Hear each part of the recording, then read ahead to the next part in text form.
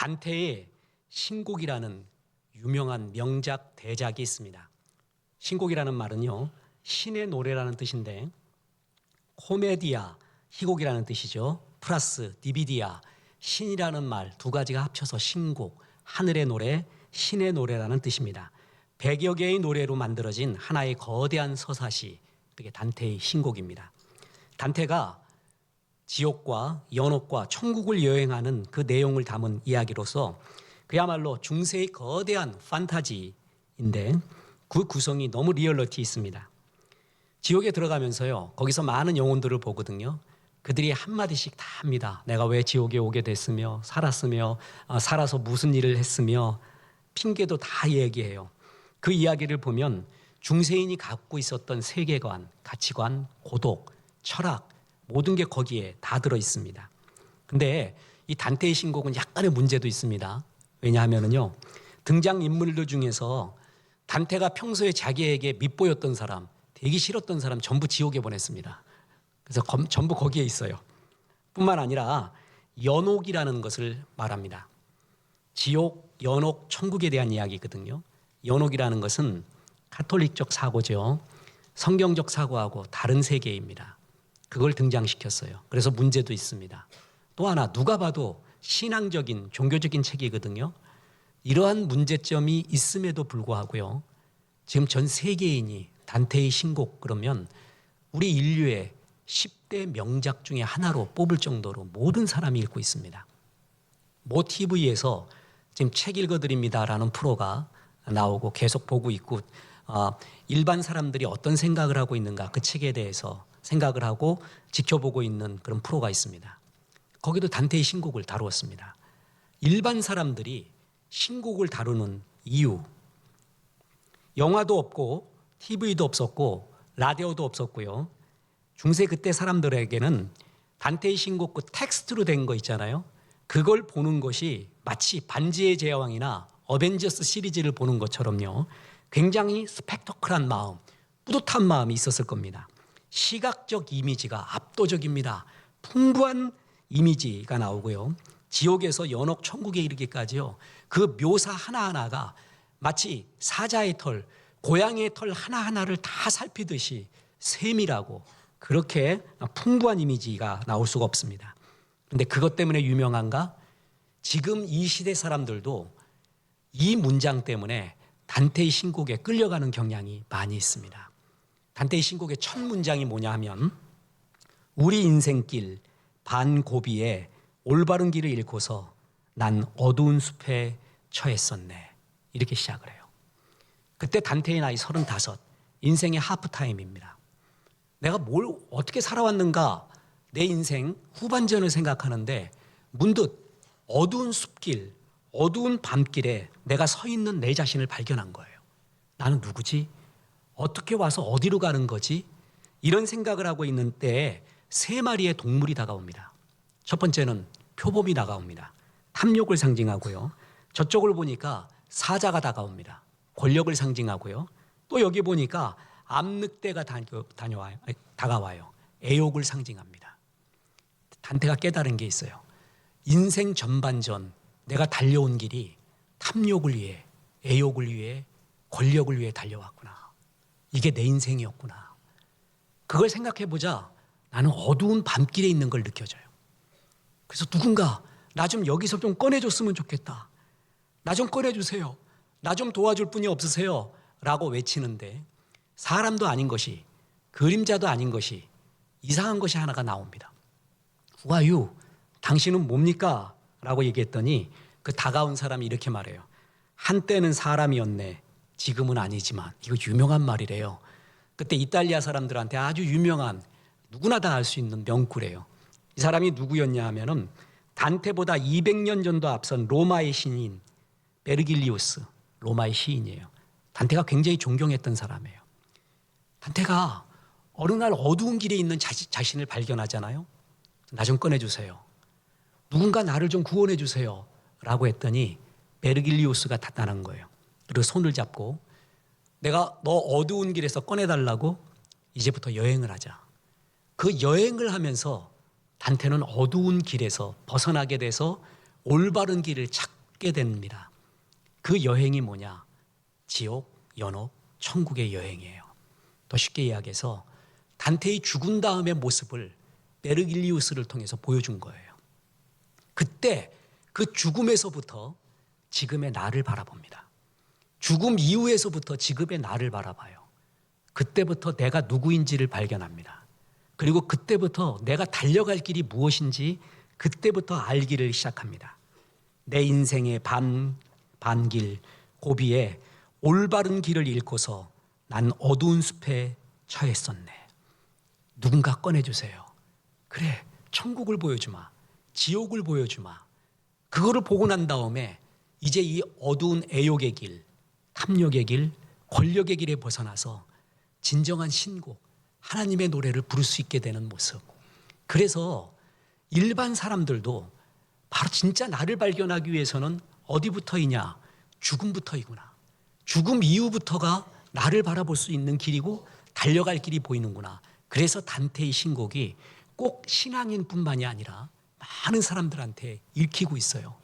얼마나 지옥에 대한 묘사가 세밀한지 모릅니다. 그 유명한 변증학자 C.S. 루이스, 젠주후트, 갈망, 욕구. 우리에게 갈망이 있다는 것은 없는 것을 끝내 그리워하지는 않는다. 우리가 끝내 모든 사람이 그리워하고 있는 것은 진짜 있는 것이다. 아주 유명한 선언을 했잖아요. 다시 말합니다. 팔이 두 개가 있다가 하나가 없으면은 없어진 팔을 그리워해요. 그죠?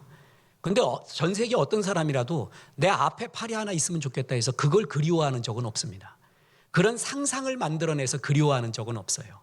우리가 정말 나뿐만이 아니라 저 사람도 또 다른 지역에 있는 사람도 모두가 공통적으로 그리워하는 갈망하는 젠주후트. 그게 있다라는 것은 그것은 진짜 있기 때문에 그것을 그리워하는 것이다.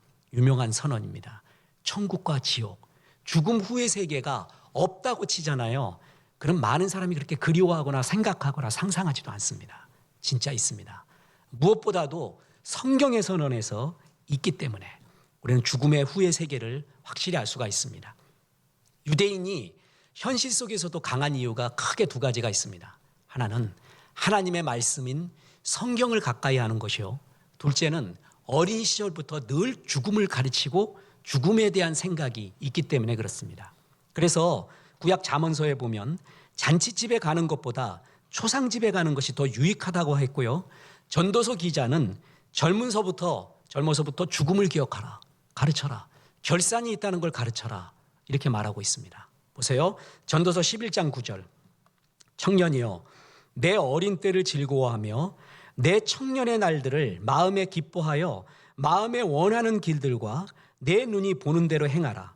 그러나 하나님이 이 모든 일로 말미암아 너를 심판하실 줄로 알라.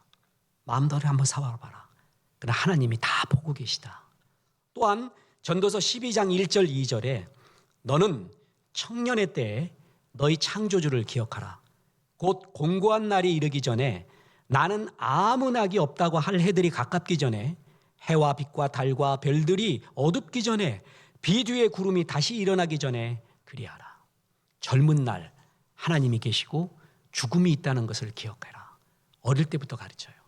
그래서 하루하루가 알차고 그리고 의미 있고 생명 있게 살게끔 죽음에서부터 끝 결산에서부터 지금의 나를 바라보게 합니다.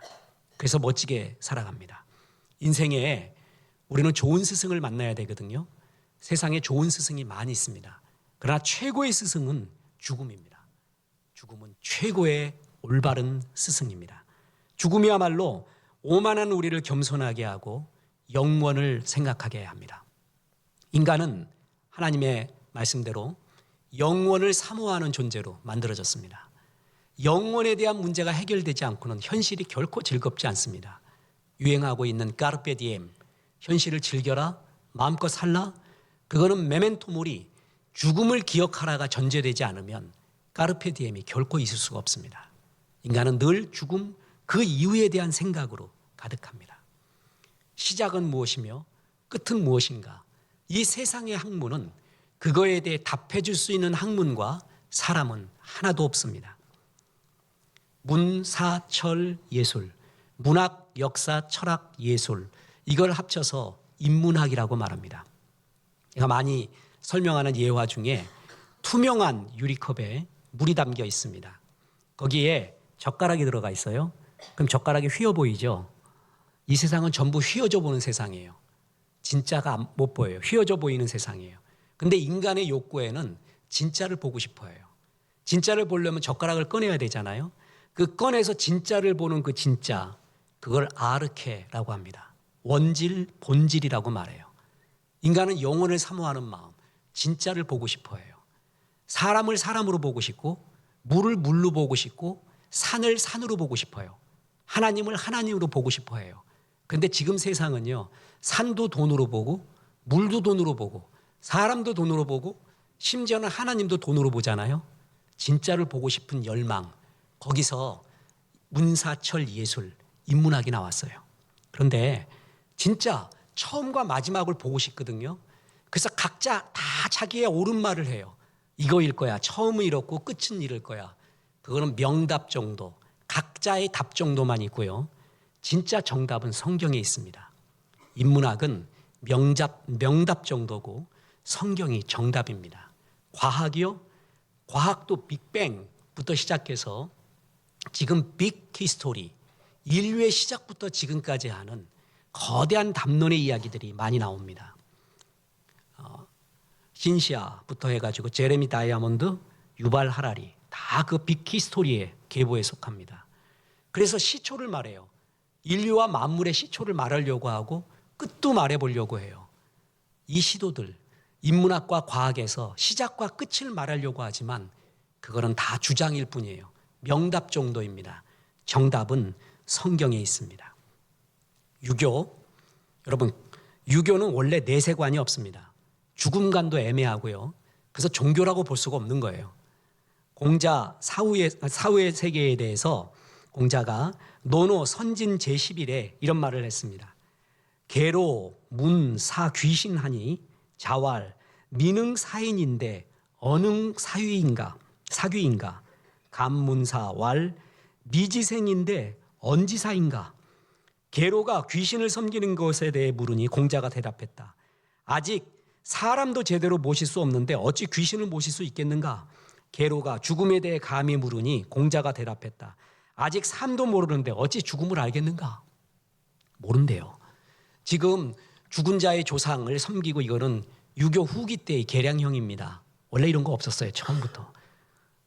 유교는 죽음과 죽음 이후의 세계 모른다고 얘기해요. 뿐만 아닙니다. 세계의 성인이라고 일컬어지는 소크라테스, 그는 자신의 철학이나 생각을 글로 남긴 적이 없습니다. 어떻게 아냐 하면은 플라톤과 크세노폰의 저작에 소크라테스의 생각이 담겨 있어요. 특히 플라톤의 대화편 중에서 변명, 크리톤, 바이돈이 아테네 법정에 소환돼서 소크라테스가 죽음에 이르기까지 무슨 대화를 했는가, 그걸 기록해 놓은 책입니다. 그때 소크라테스가 죽기 전에 이런 말을 한 것이 기록되어 있습니다. 자, 이제 떠날 시간입니다. 나는 죽기 위해, 여러분은 살기 위해 떠나야 할 시간입니다. 그러나 우리 중 누가 더 나은 쪽으로 갈 것인지는 신밖에 모를 것입니다. 소크라테스도 몰랐어요. 유교도 모릅니다. 인류의 끝이요? 죽음이요? 죽음 다음이요? 이거에 대해서 말할 수 있는 사람, 말할 수 있는 학문은 없습니다. 누군가 불교의 사후관에 대해서 그리고 유교와 무아에 대해서 합쳐서 한번 저에게 설명 좀 해주십시오. 아무리 연구해도 모르겠습니다. 죽음이 애매해요. 사후관이 애매해요. 왜 그런 줄 아세요? 모두들 모르기 때문에 그래요. 뭔지를 몰라요. 추측할 뿐이에요. 어떤 학문도 어떤 사람도요, 인류의 시작, 나의 시작과 마지막 그 이후에 대해 말할 자격 그리고 확신이 아는 사람은 이 세상에 없습니다. 그러나 성경은 정확하게 말하고 있습니다. 지금부터 죽음 이후의 일을 말씀드리겠습니다. 이 세상에서 제일 헛된 말, 시쳇말 두 가지가 있다고 봅니다. 하나는 심심하면 할 일 없으면 집에 가서 애 봐. 굉장히 잘못된 말입니다. 여러분, 애 보는 게 얼마나 힘든지 아시죠? 대법원 판결도 뭡니까? 집에서 애 보는 거와 남편이 죽도록 일하는 거는 세임이래요. 똑같은 거예요. 똑같은 거예요. 중노동이라는 거예요. 여자들이 애 본다, 아이를 갖다 돌보고 가정을 지킨다. 남자들이 나가서 돈 벌고 죽으라고 일하는 거하고 똑같은 거예요. 할 일 없으면 애 보는 게 아니에요. 얼마나 힘든지 모릅니다. 그거 굉장히 잘못된 말이에요. 또 하나의 잘못된 말이 있습니다. 죽으면 그만이지. 이건 더 잘못된 말입니다. 죽으면 그만이 아닙니다. 죽으면 100년 남짓한 이 현실 세계보다 더 크고 영원한 세계가 존재합니다. 전혀 다른 세계가 존재하고 있습니다. 그것이 성경의 선언입니다. 보세요. 오늘 누가복음 16장 22, 23절에 보면 부자와 나사로의 이야기죠. 이에 그 거지가 죽어 천사들에게 받들려 아브라함의 품에 들어가고 부자도 죽어 장사되매 그가 음부에서 고통 중에 눈을 들어 멀리 아브라함과 그의 품에 있는 나사로를 보고, 이 부자는 그야말로 부자였고요. 명성이 있었고요. 파티하기 좋아하고요.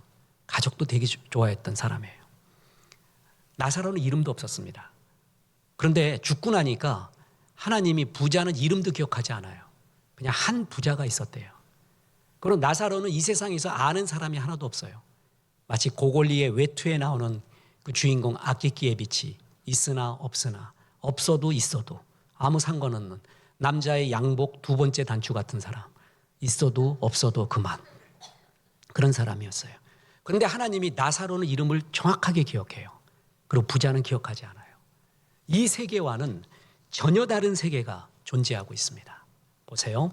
마태복음 25장 41절에 보면 또 왼편에 있는 자들에게 이르실 때 저주받은 자들아 나를 떠나 마귀와 그 사자를 위하여 예비된 영원한 불에 들어가라.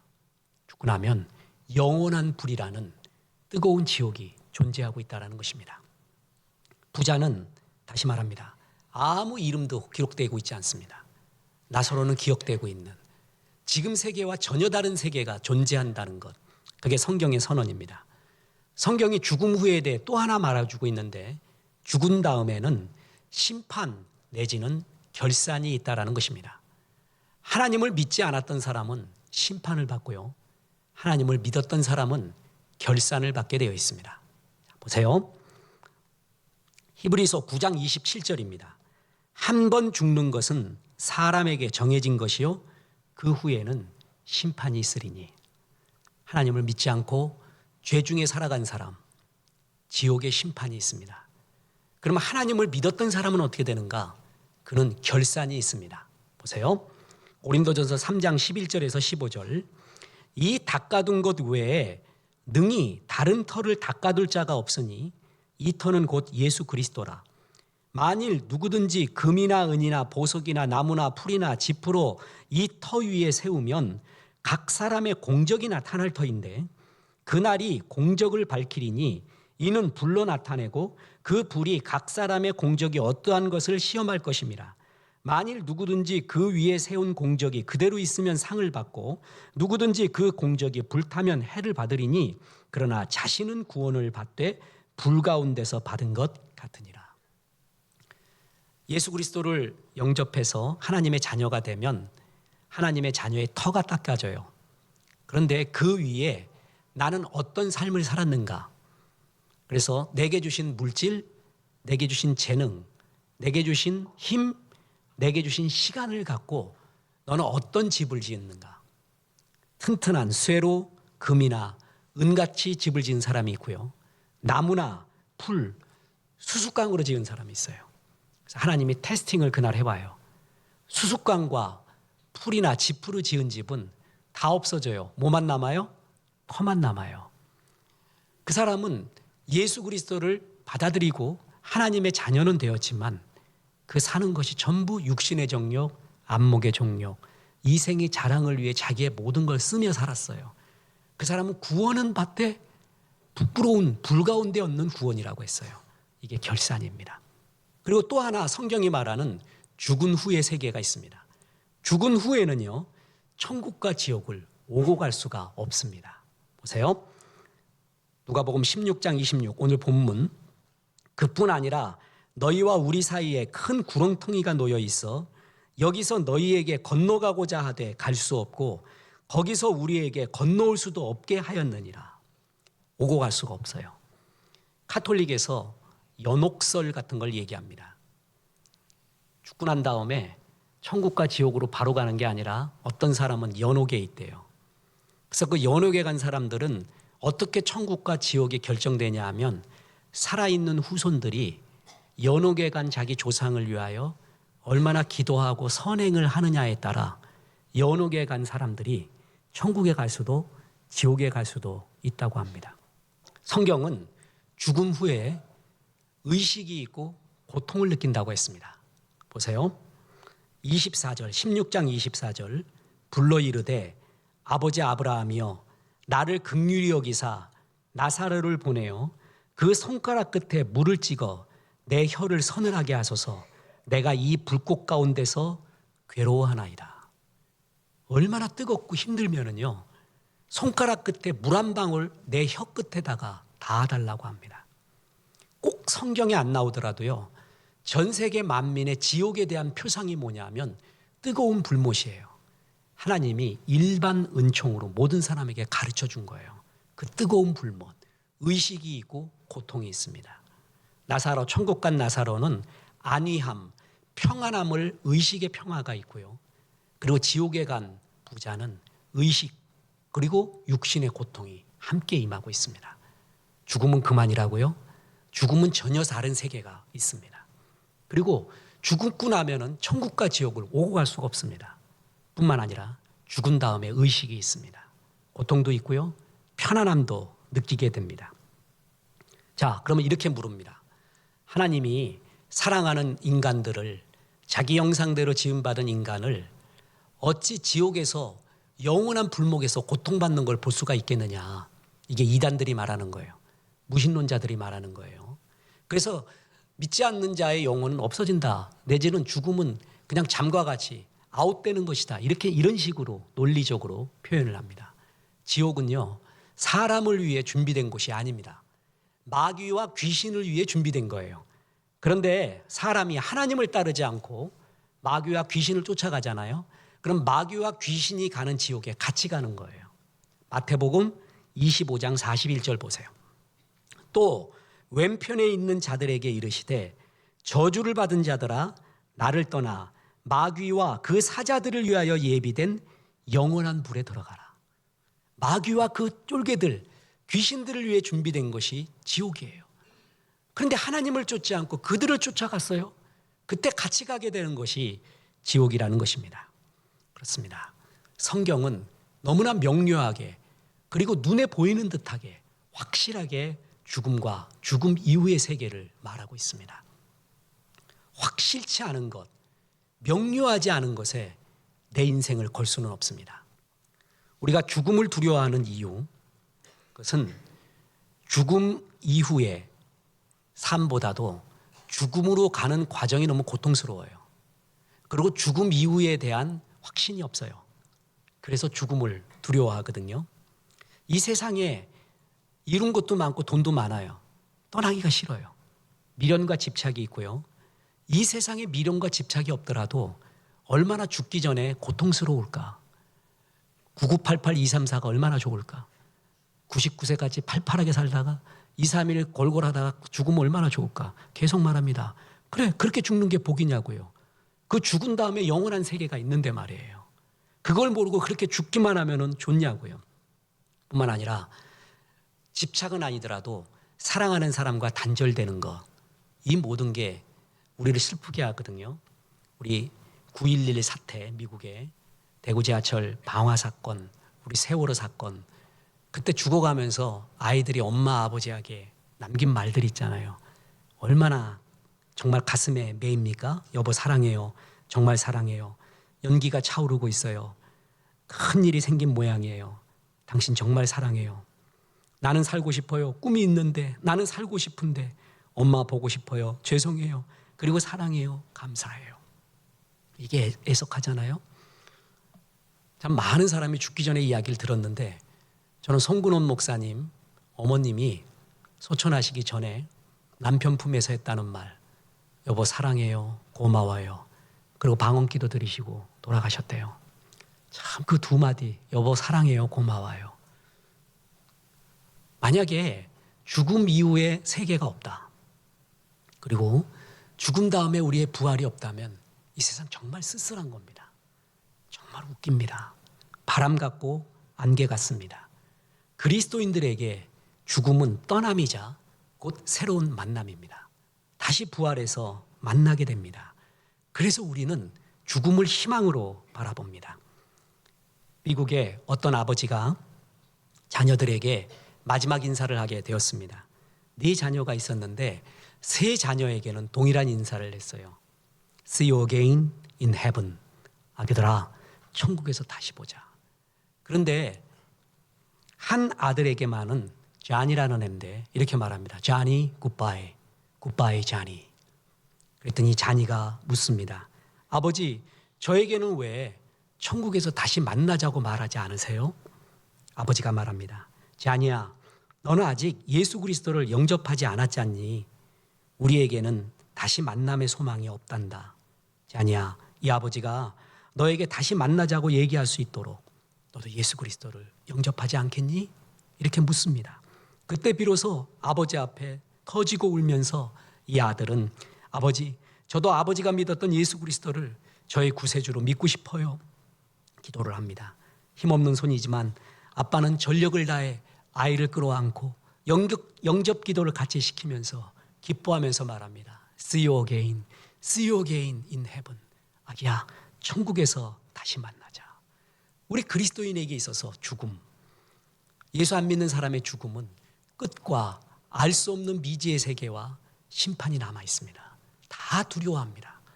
인간은 영혼을 사모하는 존재이기 때문에 현실에서 아무리 성공을 해도 죽음이 있다는 거 알아요. 죽은 다음에 뭔가가 있다는 걸 느끼고 있어요. 그래서 그 죽음과 죽음 이유가 해결되지 않으면 결코 평안하지 않는 게 인간이에요. 근데 우리 그리스도인의 가장 좋은 게 뭔지 아세요? 죽음을 정복한 우리 예수님 부활하셨습니다. 그리고 죽음 후에 하나님의 품에서 영원히 사는 천국의 삶이 기다리고 있고 사랑하는 사람을 만난다는 것, 얼마나 기쁜 일인지 모릅니다. 마귀는 죽지 말라고 합니다. 그래서 죽음을 연장하는 법을 계속 말해줘요. 뿐만 아니라 죽음을 잊고 살라고 합니다. 그냥 여기서 카르페 디엠, 즐기며 살고 기쁘게 살라고 계속 말해요. 죽음에 대한 생각을 할 때마다 자꾸 잊으라고 얘기해요. 자꾸 다른 생각을 하려고 합니다. 성경은 오히려 젊은 날부터 너의 끝날이 있다는 걸 생각하고 살아라. 죽음에서부터 나를 바라볼 때 진짜 내가 누구인지를 알 수가 있고 내가 달려갈 길을 알 수가 있습니다. 성도의 삶은 죽음이 없는 삶이 아니라 언제든지 주님이 불러도 갈 수 있는 가벼운 삶. 그게 성도의 자유요 기쁨인 것입니다. 마귀와 그 졸개인 귀신들을 위하여 예비된 지옥. 그것은 하나님을 믿지 않고 자기가 주인 되어 살아갔던 사람, 그리고 현실에 수많은 죄를 지며 살았던 이 죄인이 가는 곳입니다. 사람들이 이걸 알기 때문에 천국에 가고 싶고 하나님의 자녀가 되고 싶어서 끝없이 선한 일을 많이 하려고 합니다. 좋은 일을 많이 하려고 합니다. 그런데 아무리 좋은 일을 많이 해도 선한 일을 많이 해도요, 하나님의 의의 기준, 이만하면 하나님의 자녀가 됐다라고 할 만한 의의 기준에 달아들 만한 선한 일을 하는 사람은 없다고 이야기했습니다. 보세요. 로마서 3장 20절에 그러므로 율법의 행위로 그의 앞에 의롭다 하심을 얻을 육체가 없나니. 아무리 착한 일을 해도요, 하나님이 바라시는 의의 기준, 천국의 기준은요, 마음까지 깨끗해야 돼요. 말 한마디, 마음, 모든 행위가 퍼펙트해야 돼요. 율법의 행위로 구원을 얻을 만한, 의롭다 하실 만한 육체는 없나니. 그럼 다시 말합니다. 내가 하나님을 떠난 죄가 있습니다. 내 마음대로 살아온 죄, 현실에 범하고 있었던 수많은 죄들이 있어요. 이거를 씻을 수 있는 방법은 예수님이 내 모든 죄를 짊어지고 십자가에 죽으셨어요. 예수님만이 내 죄를 씻을 수 있다고 성경이 말합니다. 요한일서 1장 7절 마지막 구절에 보면 그 아들 예수의 피가 우리를 모든 죄에서 깨끗하게 하실 것이요. 뿐만 아니라 요한복음 3장 15절에 이는 그를 믿는 자마다 영생을 얻게 하려 하심이라. 영원한 생명, 하나님의 생명, 하나님의 자녀가 되는 것, 이게 다 영생이라는 개념에 들어갑니다. 내 모든 하나님을 떠난 죄와 현실에 범한 죄는 율법의 어떤 행위로도 하나님이 이만하면 용서됐다라고 할 만한 기준에 다다를 사람은 하나도 없습니다. 이 내 모든 죄를 짊어지고 예수 그리스도가 십자가에 죽으셨습니다. 그 사실을 믿고 받아들이면 예수의 피가 나의 모든 죄에서 깨끗게 하실 것이요. 이 받아들이는 것을 영접한다고 말합니다. 그래서 요한복음 1장 12절에 이런 구절이 나옵니다. 영접하는 자, 곧 그 이름을 믿는 자들에게는 하나님의 자녀가 되는 권세를 주셨으니, 예수님이 내 모든 죄를 짊어지고 십자가에 죽으셨습니다. 그 사실을 믿고 받아들입니다. 그때 하나님의 자녀가 돼요. 그리고 심판에서 벗어나고 영원한 천국의 삶이 시작이 되는 것입니다. 목사님, 어떻게 그런 공짜가 어디 있습니까? 마늘과 쑥을 먹고 100일 동안에 하라면 내가 해보겠습니다. 메카를 향해서 삼보 일배를 하며 죽도록 10년 이상 그 곳에 가라 그러면 가보겠습니다. 그렇게 하면 구원 얻는다. 그건 복음이 아닙니다. 복음이라는 말은 기쁜 소식이거든요. 그건 기쁜 소식이 아니에요. 나의 모든 죄를 짊어지고 예수님이 십자가에 죽으셨습니다. 그 예수를 받아들이면 당신은 하나님의 자녀가 됩니다. 이걸 복음이라고 합니다. 기쁜 소식이라고 합니다. 교회는 이걸 전하기 위해 있습니다. 저는 이걸 전하기 위해 목사가 되었습니다. 오늘 이 복음을 듣는 여러분은 복된 존재들입니다. 그 예수님을 지금 영접할 수가 있습니다. 저의 기도를 따라하시면 나의 의지로 그 예수님을 영접하기를 원하는 사람은 이 기도를 따라하십시오. 이미 영접한 사람들은 영접하는 사람들을 위하여, 도움을 위하여 같이 따라하시겠습니다. 기도하겠습니다. 하나님 감사합니다. 오늘 죽음에 대해서 들었습니다. 죽음 이후의 세계에 대해서도 들었습니다. 인생이 바람 같고 안개 같습니다. 저는 하나님을 떠나서 내가 주인이 되어 살아왔습니다. 현실 속에서도 수없이 죄를 범했습니다. 이 모든 죄를 짊어지고 예수님이 십자가의 죽으심을 믿습니다. 예수님을 지금 내 마음의 구주로 영접합니다. 지금 들어오셔서 하나님의 자녀가 되게 하옵소서. 예수님의 이름으로 기도했습니다. 아멘.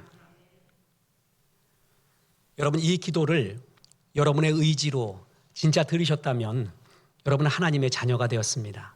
축하하고 축복합니다. 이것처럼 좋은 일은 없습니다. 이제부터는 아직도 예수님을 영접했지만 마음속에 죄의 본성이 많이 남아 있습니다.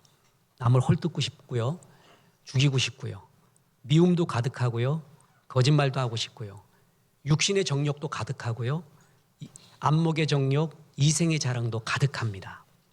그럼에도 불구하고 하나님 우리를 의인이라고 불러줍니다. 이제부터는 내 속에 있는 이 죄의 성질을 예수님의 성품으로 바꾸어 가야 됩니다. 그거를 성화라고 합니다. 끝없이 예배하시고 성경 공부하시고 그리고 성경을 읽고 암송하고 쓰고 이런 경건 생활을 하면서 내 속에 있는 죄의 성질을 없애가십시오. 그리고 시간이 지날수록 예수님을 닮아가십시오. 그래서 착하고 충성된 종아, 네가 정말 보람 있게 살았다. 그리고 또 하나, 이제 이 복음을 다른 사람에게 전해줘야 됩니다. 그거를 전도 선교라고 합니다.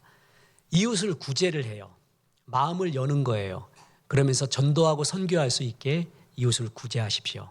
예수님을 영접한 성도 여러분, 전도 선교 구제하시고 예수님을 성품을 닮아가고, 이것이 우리를 이 땅에 태어나게 하신 주의 아름다운 목적입니다.